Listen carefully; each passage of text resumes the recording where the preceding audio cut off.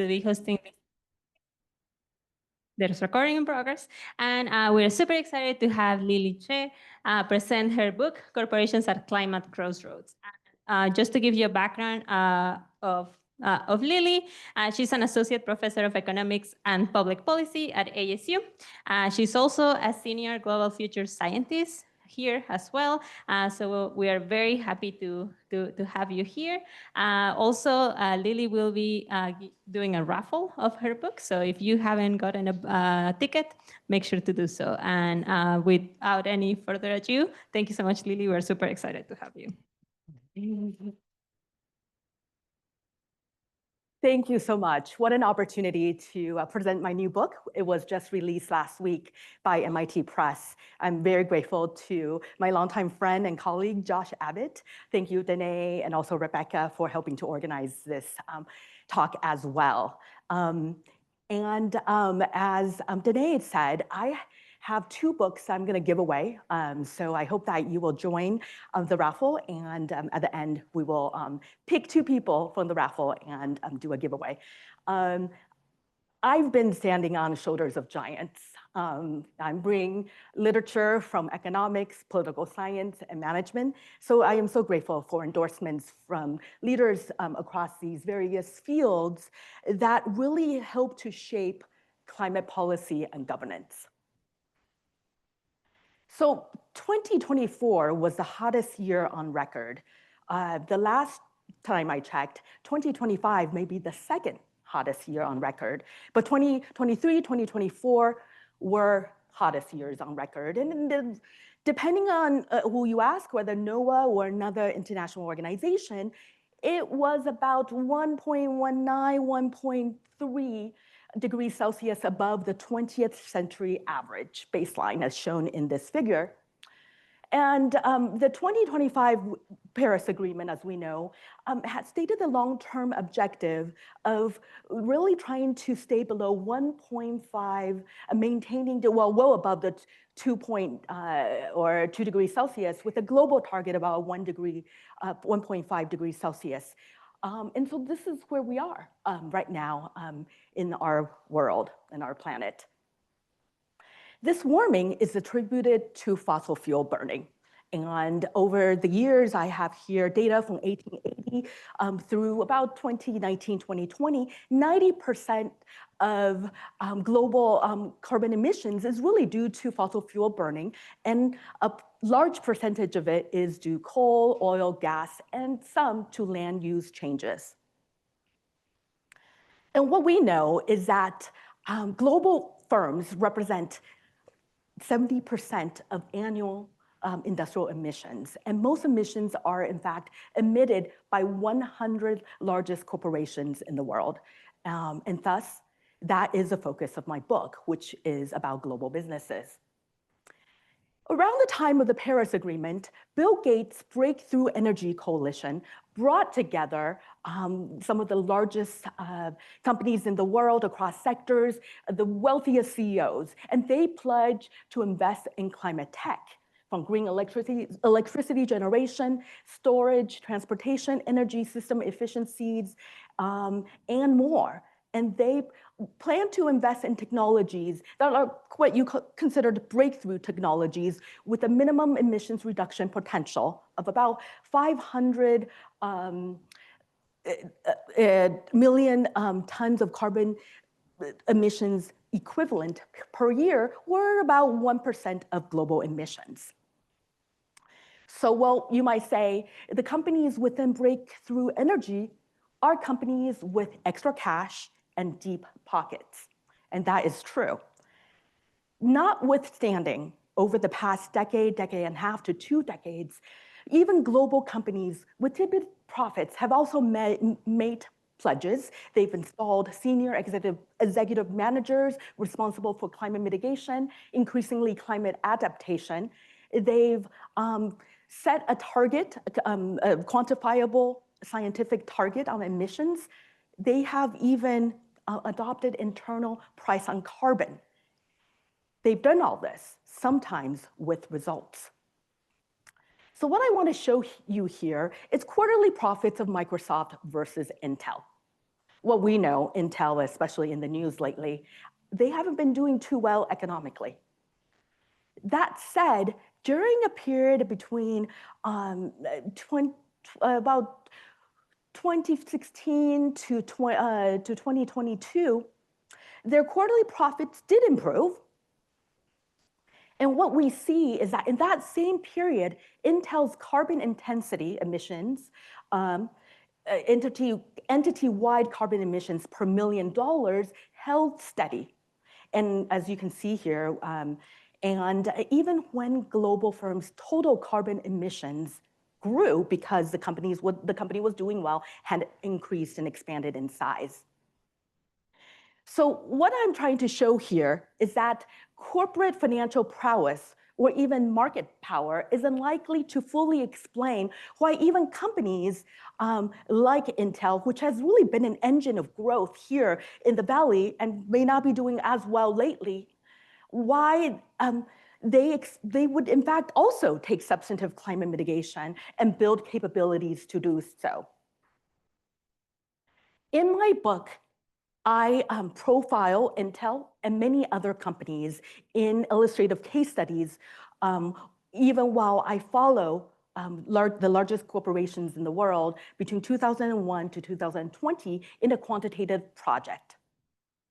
And I'll come back to how Intel had envisioned that it would be a handprint for the world.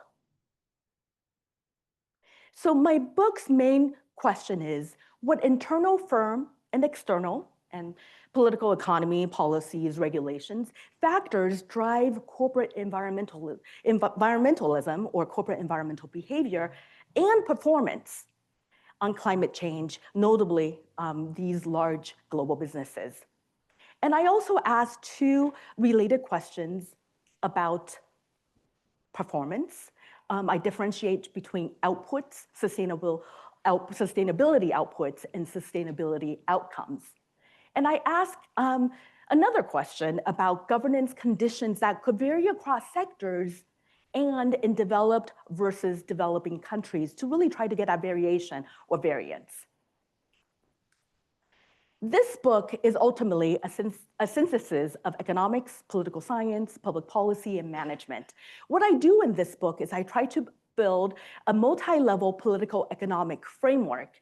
And what I do that with Elinor Ostrom's nested structure of institutions. I do invert it, and I'll tell you how I do that in a bit, as my starting point.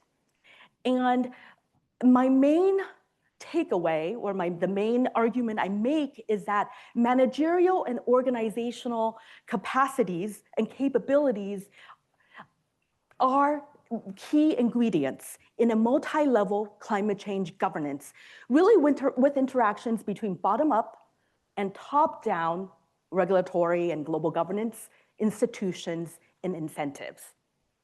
And so you can think of managerial agency as accounting for preferences, and then interactions with regulations and global governance, and these are considered risks that need to be managed. And indeed, global businesses have been managing these risks for over a decade. And all of these factors, the confluence of these factors together have driven them to various degrees of proactive climate action. In my empirical work, and I would say empirical contribution in a mixed methods research design, is that I am able to differentiate between greenwashers and leaders by identifying not just participation, so asking whether they are indeed taking action, but also how much, to what extent their effort or intensity of participation. And so, yes, there's a lot of sustainability outputs. The degree of effort is different, and outcome is also different.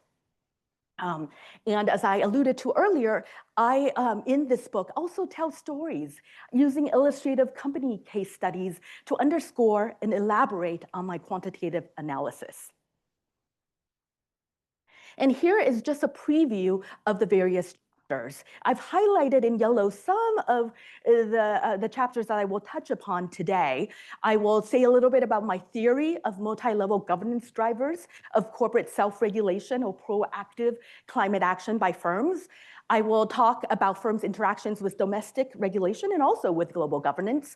I'm going to link firms' corporate climate action to carbon footprints and say a little bit about how different sectors are performing differently and what drive differences between developing country-based companies as well as developed countries based companies.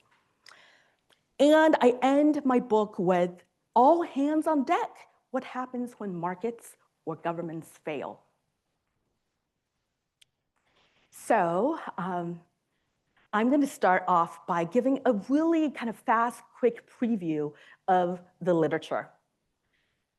So I reach into the private provision of public goods literature in economics, public policy literature on voluntary programs, and associated literature on political economy. And I also learn from and thus present literature from the international relations, international political economy literature and private authority, this private governance, transnational climate governance, to look at some of the conditions and factors at the domestic and international level. So it's not easy to, to summarize all the literature, but what I'll mention is that in the economics and management literatures, they tend to be more firm focused.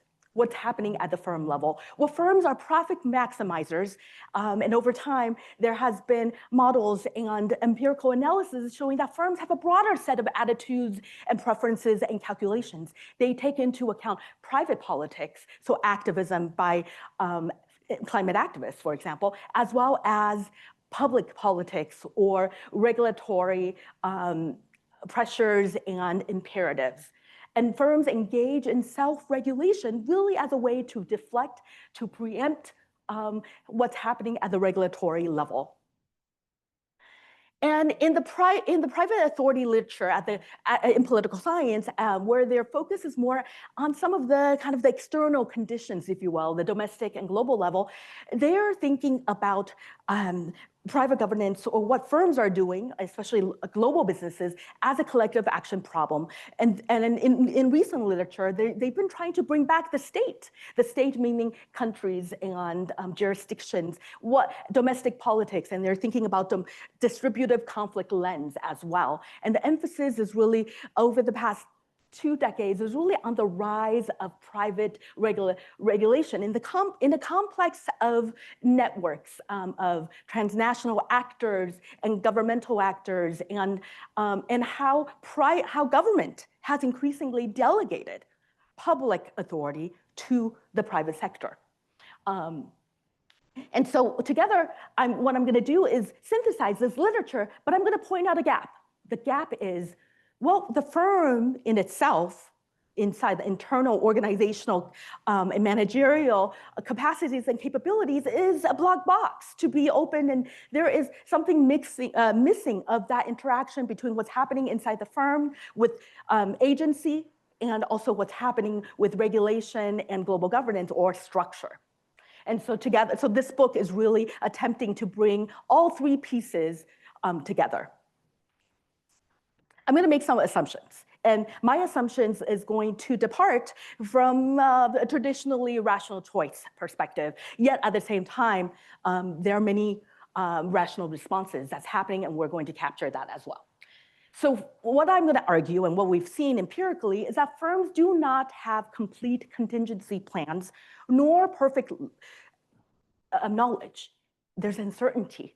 And there's imperfect information, foresight, there's computational capabilities that not because of all these uncertainty that is facing us in terms of climate change.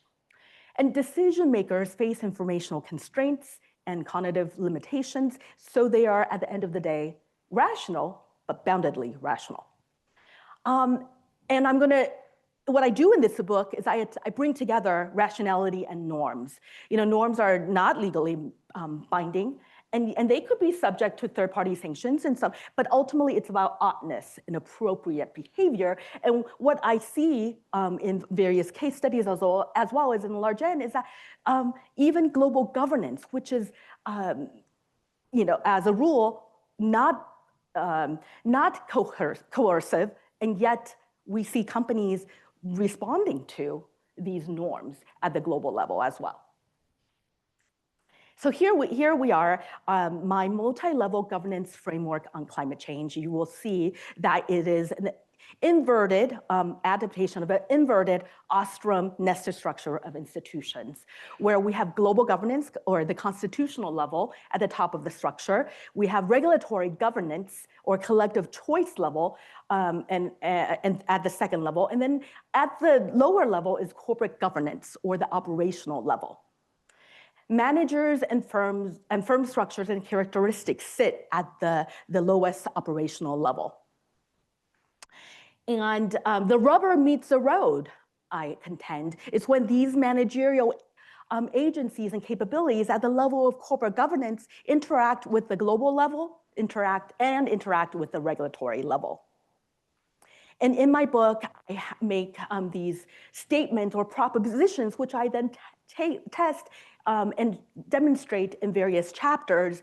And so here are the various chapters where I look at corporate and regulation interactions, corporate and global interactions, and also I have a chapter, or a couple of chapters, but chapter 6 in particular, where I devote to regulation and global governance interactions.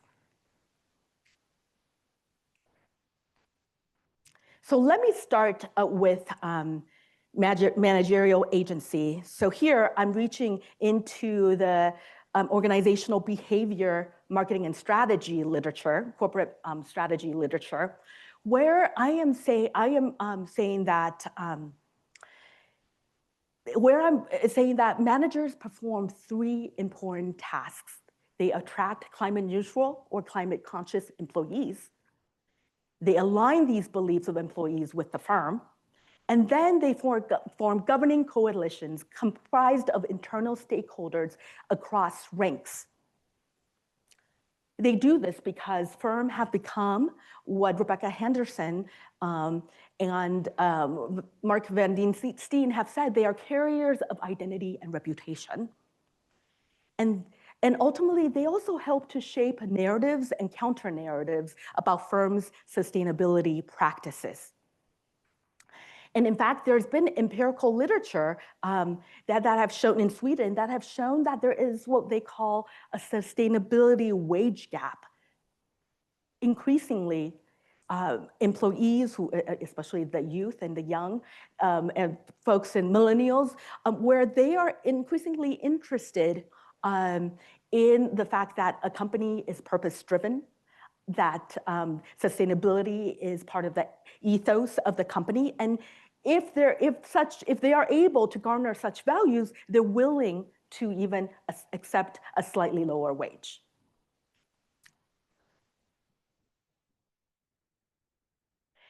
And then here I have a few slides where I will just kind of discuss the bottom line of these various interactions. So at the corporate and regulation level, I'm saying that the managers that I spoke about in the previous slide are what I call regulation brokers.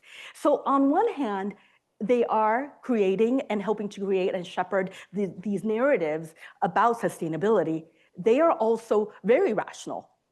And in their response to when regulatory pressure is high and the marginal cost of self-regulation is relatively low, they will hasten their efforts to signal their firm's ability to really internalize the externalities, earn goodwill, and avoid liabilities. So in fact, there is preemptive behavior, and the managers are oftentimes the ones leading the way.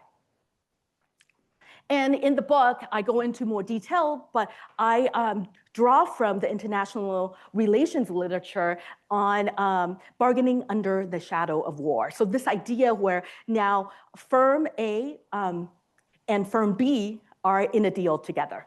And firm A offer a deal of self-regulation, of proactive corporate environmentalism. And government B has to decide whether, hey, am I going to accept what you are doing? And of course, we know regulation is costly on all ends.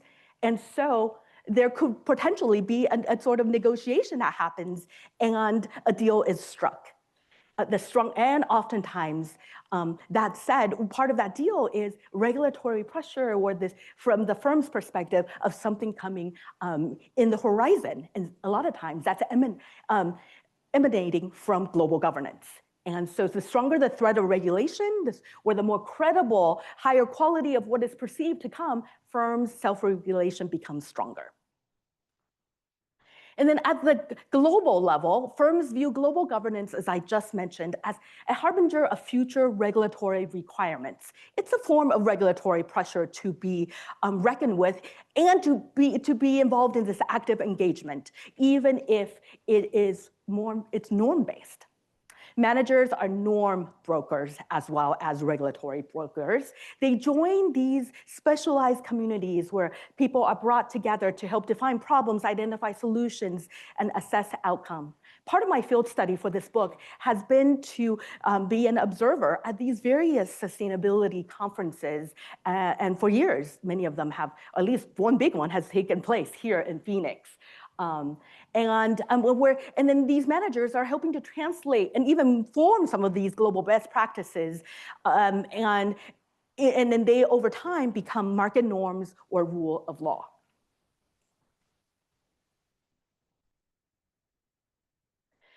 That said, I also spent some time in one of my chapters talking about the interaction between global and regulation.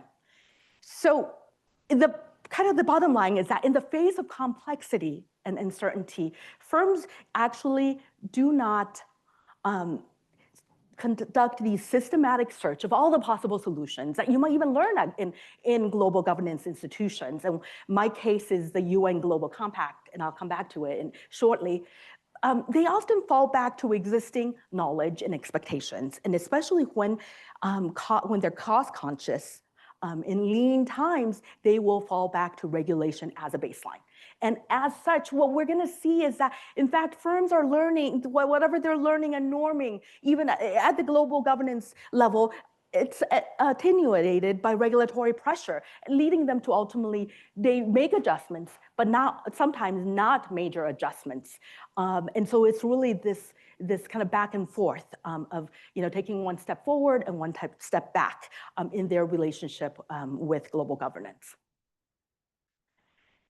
So back to my inverted Ostrom multi-level governance, climate governance framework.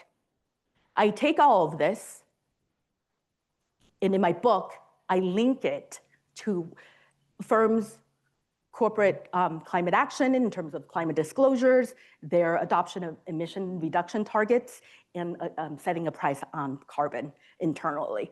And I show empirically when they will put in more effort and when they will put in less effort, and also ultimately link their outputs, sustainability outputs, to performance. And I do argue at the end of the day, performance is ultimately a function of monitoring, enforcement, and sanctioning mechanisms. So now let me discuss my empirical application. One of my big cases is corporate climate disclosures. As you know, in the past couple of years, there's been talks of mandatory disclosure rules in California, in the UK, EU, New Zealand, and beyond, and many of them are currently on hold. That said, there was a drive toward mandatory disclosure. And I had written a piece for the conversation that was picked up by PBS NewsHour, where I discussed the potential global impact of California's corporate climate disclosure laws. And part of the discussion there, and also in the book, is that companies have been preparing for mandatory disclosures for years now in their participation, notably in the Carbon Disclosure Project. So on behalf of investors, institutional investors worldwide, CDP annually surveys global firms. The international NGO has been around for many years, since around 2000, where they survey firms on an annual basis, and in particularly a census of these large firms about their governance, about their strategy, risk management, their emissions targets, whether they set an internal price on carbon, and also about their performance or internal or their carbon emissions, entity-wide carbon emissions.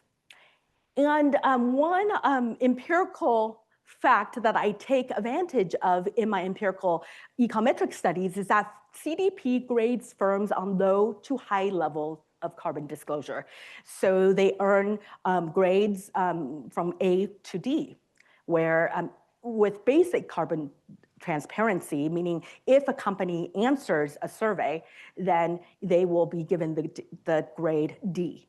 If they do more, and at the end of the day, if they are able to show that they have third-party audits of scope 1, scope 2 emissions, sometimes they report their scope 3 emissions, then, or indirect emissions, supply chain emissions, then they would earn a grade B or even an A.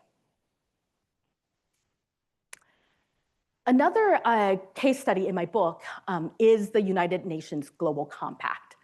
It's the world's largest corporate citizen global governance initiative, and as of today, there's over 20,000 corporate members as well as international stakeholders. And essentially what firms are invited to do is to join voluntarily, and they will communicate their progress in carrying out the sustainable development goals of the 10 principles of the UN related to human rights, labor, environment being a large part of that, and also about anti-corruption measures.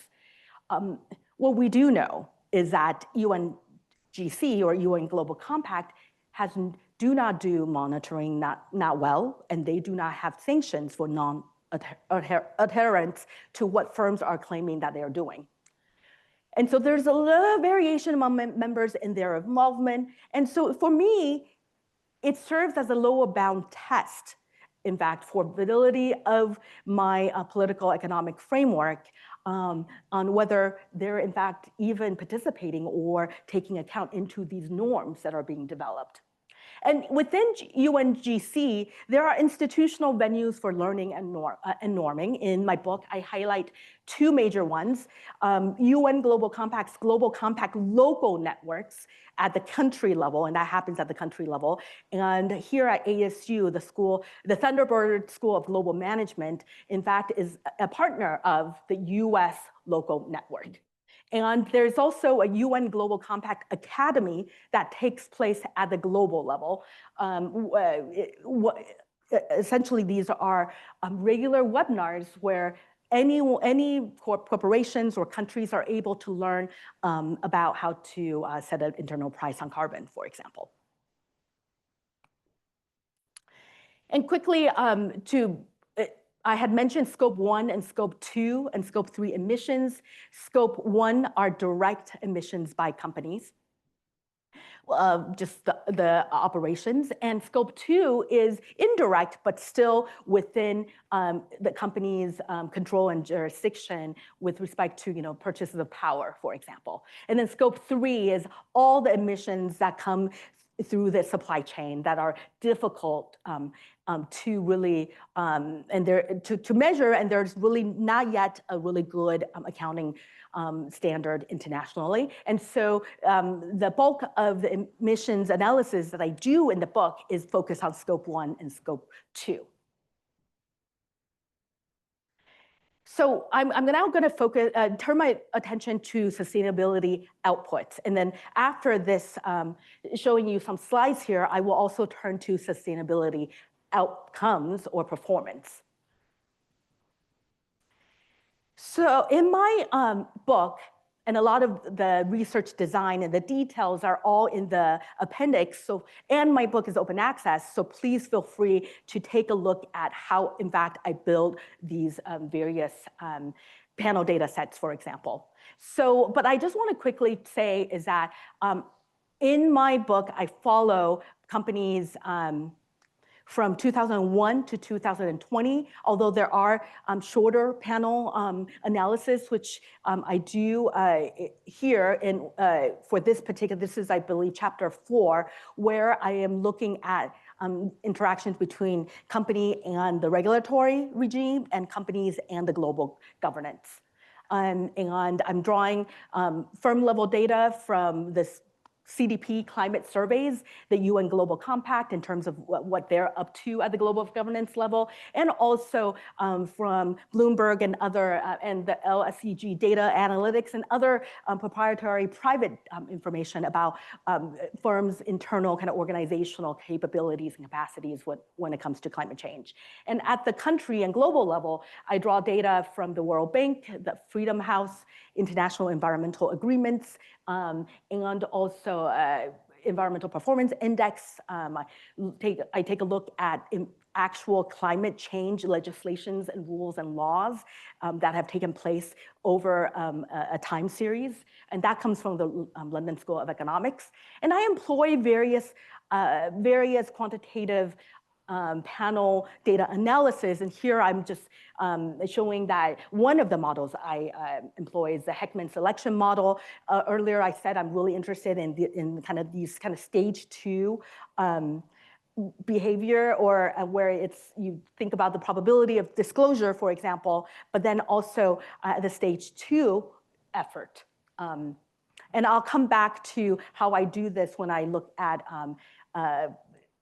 outputs and where in fact, I do causal inference. So this particular study is more just a correlational analysis. Here are the various model variables, and I'm happy to discuss them in further detail at the Q&A. But I want to mention is that with respect to regulatory stringency, I measure it in 3 different ways. One is the count of country level ratification of environmental agreements, the IEAs. I also look at the Environmental Performance Index from Yale University's database, and also, like I mentioned earlier, LSE's climate change laws, where there are specific legislations and policies. And I do counts. I take a look at kind of at the quality of these various measures as well. So there are different alternative specifications, if you will, and a lot of that is in the appendix. For that reason, this is a thick book because a lot of it, well, I wouldn't say a lot of it, but a portion of it is some of this detail. I look at these cross-level interactions, firm-level data as well. And so let me just show you a few pictures. Here, the bottom line is I'm able to show that as regulatory stringency increases, and so you see that on the x-axis, firms that possess a manager, these are executive level manager, or they have organizational capability, emissions target, they are more likely to participate in voluntary carbon disclosure through the CDP and disclose at higher levels as you see regulatory stringency increases. So firms are indeed responding to what's happening at the in terms of regulation on the books and regulation to come. And then without facilitating corporate management, though, strong regulatory institutions alone are not leading to greater participation or effort in voluntary carbon disclosures. And so that is the dotted line, both in the top participation panel and the intensity of participation panel.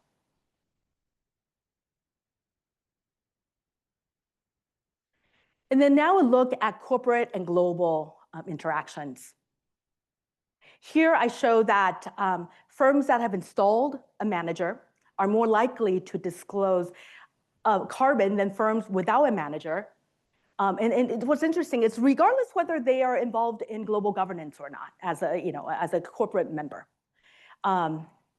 That said, though, when a firm possesses both a target and UNGC membership, its carbon disclosure score is close to 90 points, which is 20 points higher than a firm has never adopted a target, nor if they joined UNGC.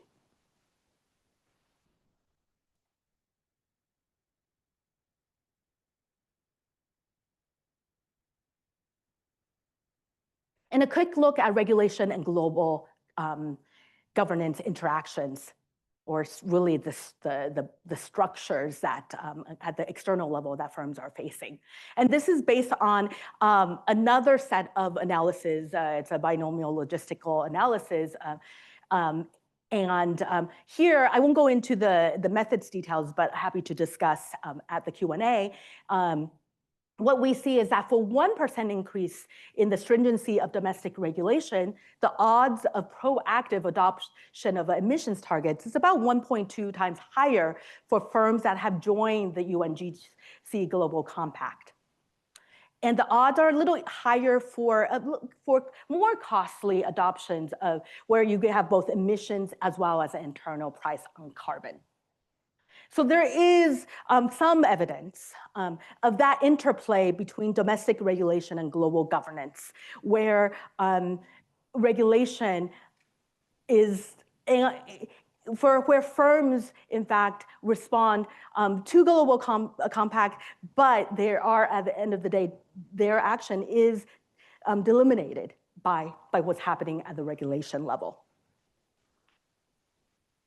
A few slides from my book, just a descriptive look at how senior and executive level managers dedicated to climate mitigation, the adoption of or the installing of these managers is on a steady rise, both in developed countries and in developing countries, of course, more in the rich countries. And I also, you can see a look of India and Brazil following trends of what's happening at the developing countries level, but really kind of in tandem to what's to developed country companies.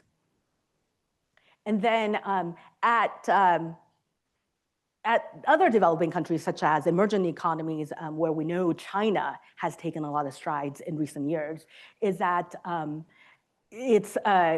while they are still a little bit less than what's happening at developing country level or developed countries, Russia and China and their corporate actors are very much following the trends of what's happening worldwide. And then I also want to show a slide, and I don't have time to go into all the details, is that regulatory stringency matters, but it matters more in developing countries. This figure shows the estimated average marginal effects of regulatory stringency on global firms' carbon disclosure for increasing stringency of domestic regulation. And this is where companies have participated in the CDP, and they've taken some steps in kind of showing that they are engaged in climate action. And we can see that for global participants, global company participants in voluntary climate disclosure, whether they are in the global south or the global north, they respond to regulatory stringency, but regulatory stringency seems to be relatively more important in global south than in global north based corporations.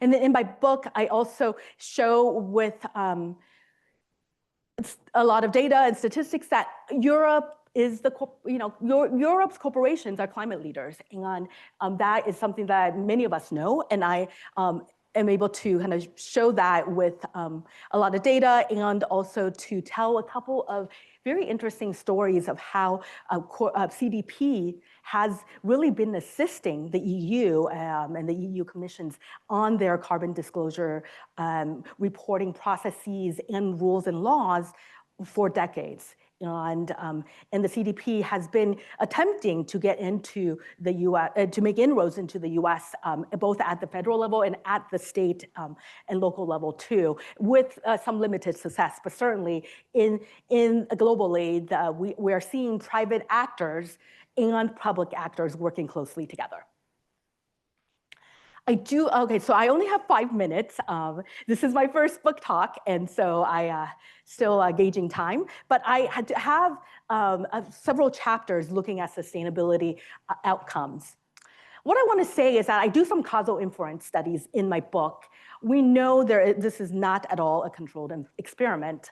There are so many different factors going on that's driving corporate climate action. But I do my best at where I am I exploit a natural experiment, a quasi-experimental design, where I am able to, in an attempt to identify what companies are doing and with respect to managers in this kind of a triple difference in differences estimator embedded in a discrete continuous modeling approach. Please take a look at what I do in my appendix, and where, again, one of the key features of the study is really this looking at these kind of multiple steps in what companies are doing. They're making decisions about participation. They're making decisions about their intensity of participation or effort, and ultimately, they're also making decisions about carbon emissions.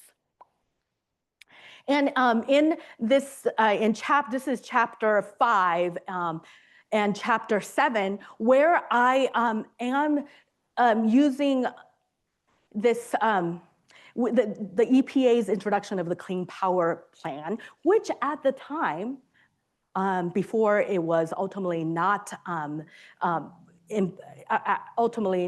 passed, it was at the time considered credible, because of the failed climate change proposals in Congress for multiple years, multiple decades. And there were different events that happened in legislative history, but also in the bureaucracy, EPA's bureaucracy, where we're seeing why the Clean Power Plan at that time was considered quite credible. And of course, we know that the endangerment findings is being questioned and potentially dismantled. But at the time, during this period of regulatory pressure, we are seeing quite a bit of companies acting and preempting with respect to their corporate strategies and action. And I have this, in my book, I talk about these, again, this design, quasi-experimental design that I do, and I exploit the various grades, the CDP grades firms on their disclosures. And what I want to point out is that CDP is not grading companies on environmental performance. This is, in fact, all about outputs, and that makes a huge difference. So what we see is that these are some results, is that actually at the end of the day, there's not a lot of discernible impact from firms' carbon disclosures and on their carbon footprints. While we're seeing that some firms that are disclosing are reducing their carbon, we're also seeing those who have proclaimed all, their environmentalism and sustainability to, in fact, have these kind of perverse effects, maybe some greenwashing. That said, we are showing that in greenhouse-intensive companies, those that are facing real regulatory threat in the period that I study, that they are have made some changes in their entity or have reduced the entity-wide emissions. And well, you know, there were quite a bit of low-hanging fruits during that decade as well. And here for consumer-oriented firms, there certainly was perverse results and some greenwashing. And in the book, I have different cases where I talk about stories, where I have narratives to give a little bit more, more substance to the quantitative results. One thing though, some good news is that as a disclosing firm increases in size, what we're seeing is that it is in fact reducing its emissions intensity. So I do find that climate disclosures by companies have an effect on their carbon intensity. And that's good news. there's new technologies that are being implemented, and in fact, sizable. These are marginal impacts, sizable results. So there more could be done on the entity-wide carbon footprints, but in terms of intensity, we are seeing some results. I have here some policy implications, but I'll skip them for now. So I want to get back to Intel. What I want to mention is that for a company like Intel, whether in good times, good economic times, or not so good economic times, what we're seeing is that companies like Intel have those with, especially with early leadership buy-in or buy-in of their chief sustainability officers and their chief financial officers, for example, they are indeed being active on climate, and they are actively determining how to interact with regulation. That's beyond lobbying. So what I'm talking about is not lobbying. For Intel, for example, they had about the time of the Paris Agreement and a little after, they developed a handprint approach where they're saying that Intel's chips, data centers, Internet of Things, power computing worldwide. So companies, leaders like Microsoft and others that are doing so much for climate or proclaiming that they are, cannot reduce carbon footprints without Intel. And we're seeing that's what's happening with companies like NVIDIA these days as well. And so Intel in particular was very much engaged at the EU level in terms of working with the EU on their Green Deal and CHIPS Act, and in the US as well, where they are expanding their manufacturing and really with this idea of this handprint approach.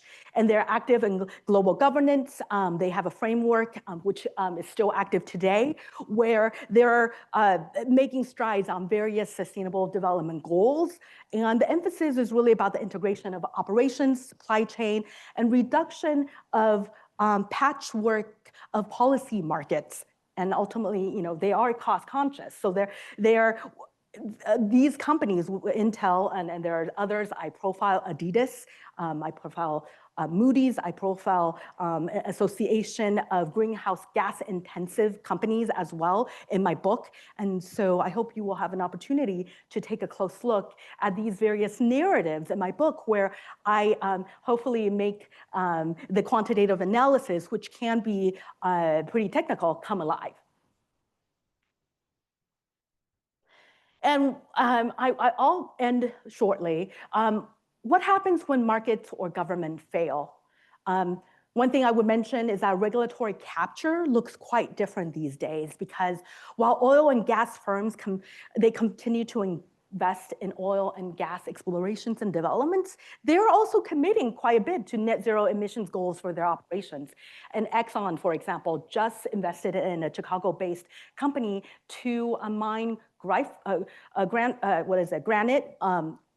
to basically mine these minerals for powering batteries and for more efficiencies in battery power for EVs, right? So there are these mixed stories. So what do we say is that what I would contend is that accountability on firms' corporate political activity is important, and we need to look at not just what they claim they're doing, but also account for the fact that sometimes they are doing these lobbying actions or making these statements that are indeed kind of antithesis of what they're doing. And in chapter 10, I talk about stakeholder participation, including university students, fossil fuel association, movement, and also engagement of local and state government. And so really to emphasize that the multi-level governance approach can be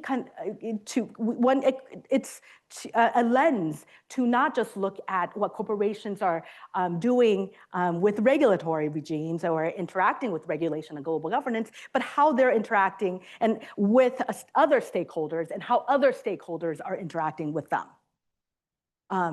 Oh, here, just quickly, is looking at global firms' adjusted ESG scores for when we take into account political interference and anti-competitive behavior. And what we see is that when we take that into account, in fact, the ESG score is lowered by 5 to 10 percentage points. So in fact, it matters. And here is the coalition for a true school of sustainability at Stanford, and which I profile in my book. I had spent my sabbatical at Stanford when the new school, Dorr School of Sustainability, was in their inaugural year, and so was able to witness a lot of this happening. So I'll end here. Corporations and governance broadly defined, public governance, private governance, can act together effectively in the global call for climate action. And then amid climate uncertainty, I contend that effective corporate responses really emerge from a combination of what managerial leadership is doing, the complementary capabilities within the firm, which I detail in my book, and a proactive approach to regulation and global governance that is different from what typically like lobbying, which is what we're really seeing that it's now more integrated within the companies themselves. Here, just one opportunity for you to get a discount code if you want to get the book, or also for an open access edition of the book. It's now available at MIT Press's website. Thank you.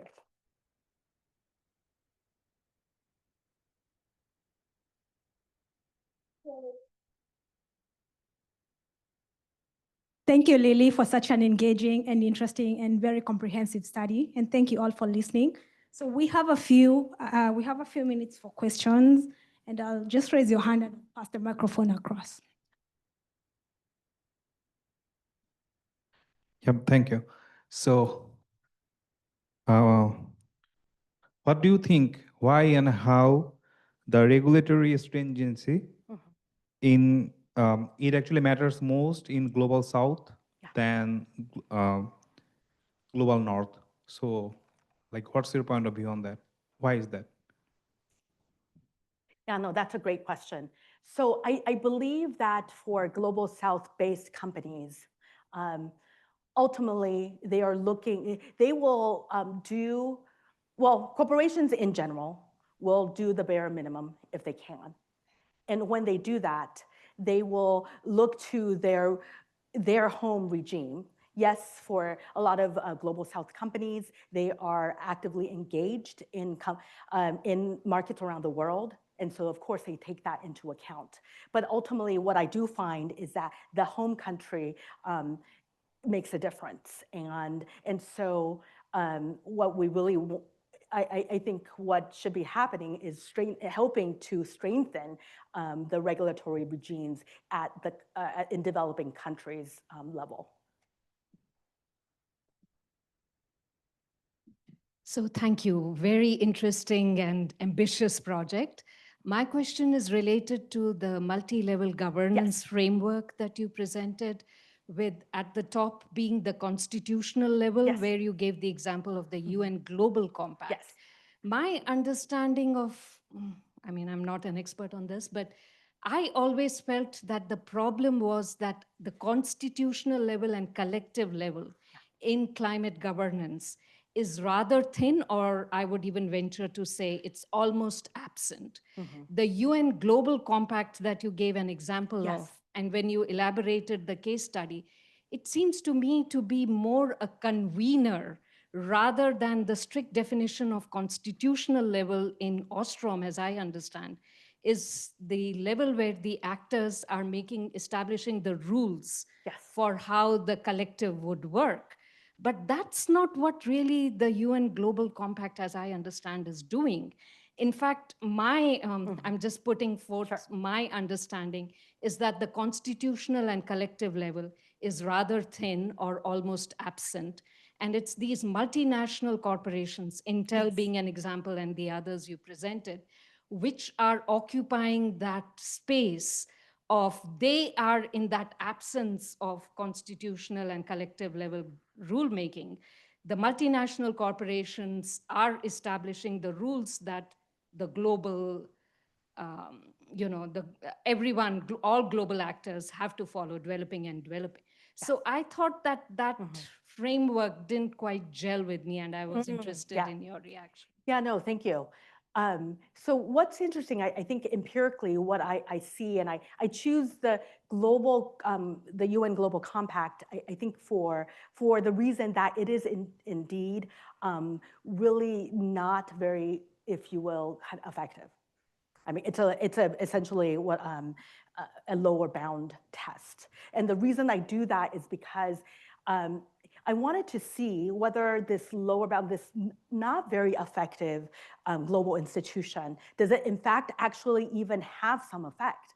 And on the ground, when I'm speaking to companies at these various sustainability conferences, and also even in the data, because it was surprising to find that these global norms, if I were to say UNGC is a stand-in for global norms, is that even participation in it is a way for companies to signal what they're capable of doing. Maybe perhaps they're using it as a way for branding, but within the UNGC, while there's no bite, there are a lot of these institutional arrangements where they are actively with these, I think it's called the UNGC Academy. These we're learning about tools and global best practices. And showcasing that, so that there's that, but then they're also actively engaged at the country level with, so for example, in the book, I write about this, with the government of Tunisia, they were able to pass several corporate climate and social responsibility initiatives. But so they partner very closely at the country level. And this is where I say when there's that regulatory and global governance interplay, that ultimately it's what's happening at the regulation level.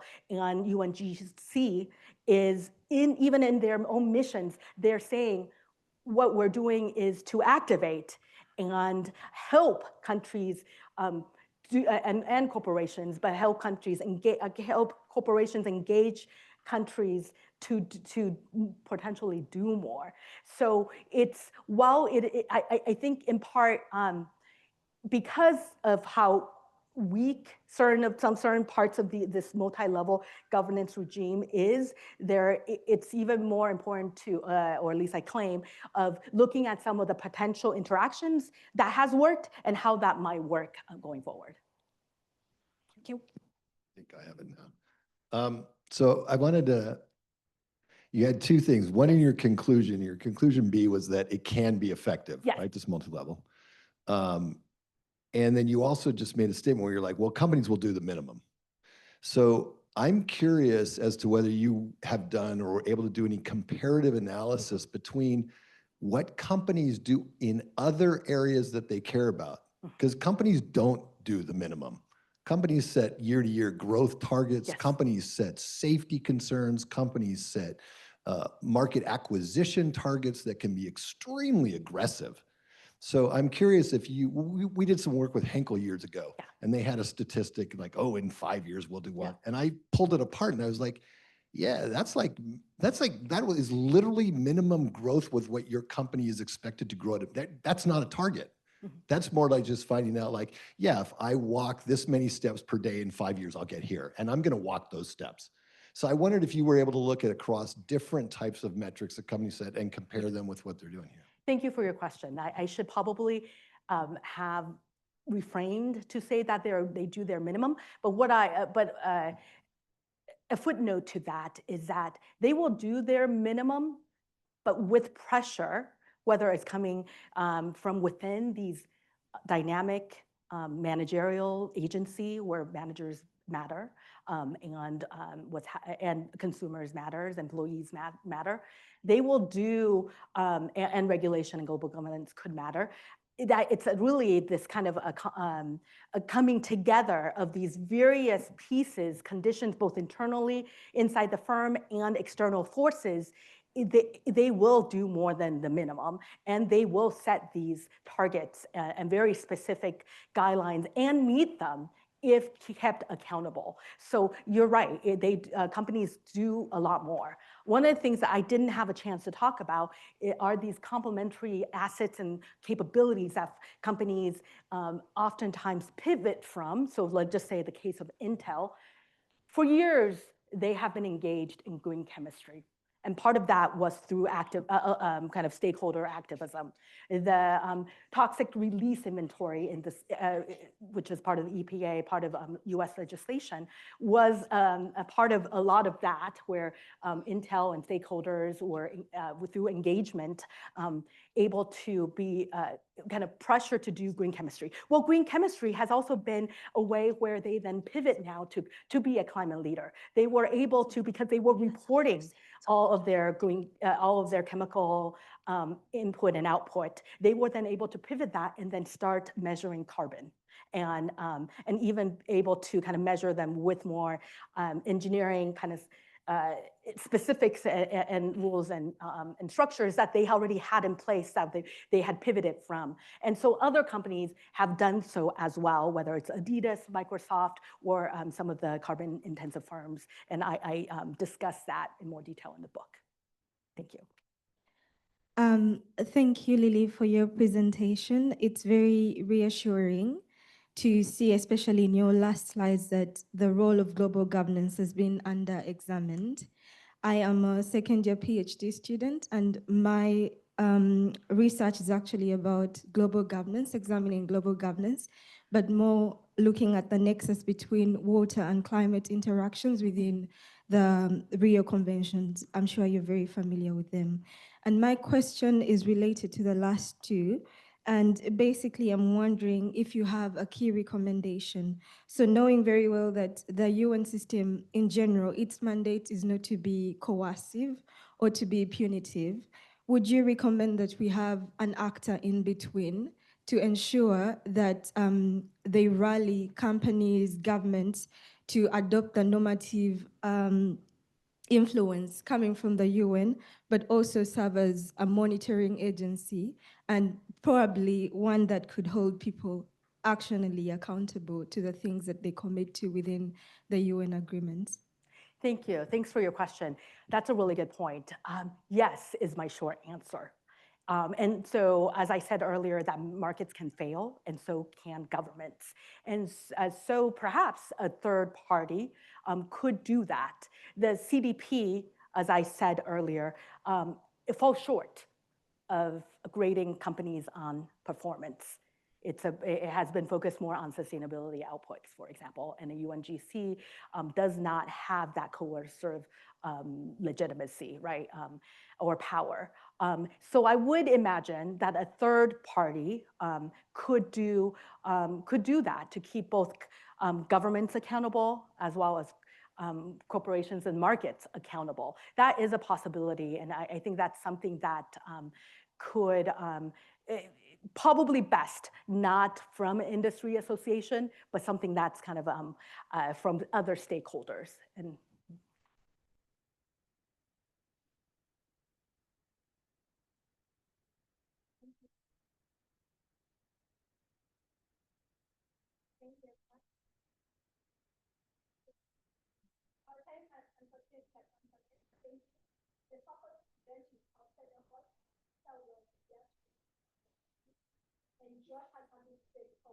yeah.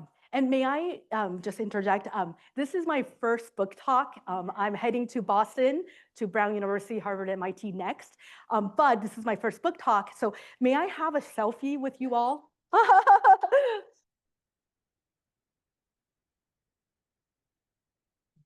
Thank you so much. Appreciate it.